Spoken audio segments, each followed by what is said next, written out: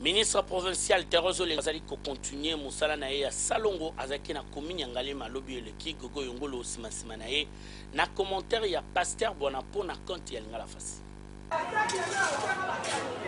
Message ya gouvernement provincial ya ville province ya Kisasa Nanzela ya ministre provincial en charge ya environnement, conservation de la nature et tourisme Madame Olenga Kalonda Thérèse Mère Teresa et si ekoti na mitema ya population kinoise.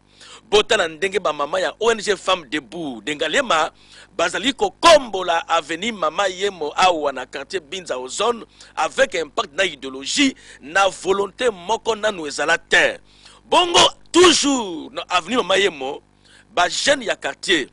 bazo fungola caniveau parce que ezalaki bouché mbala moko pe mai e bandi ko lekana sans problème parce que basalaki mosala na bolingo nyonso vraiment.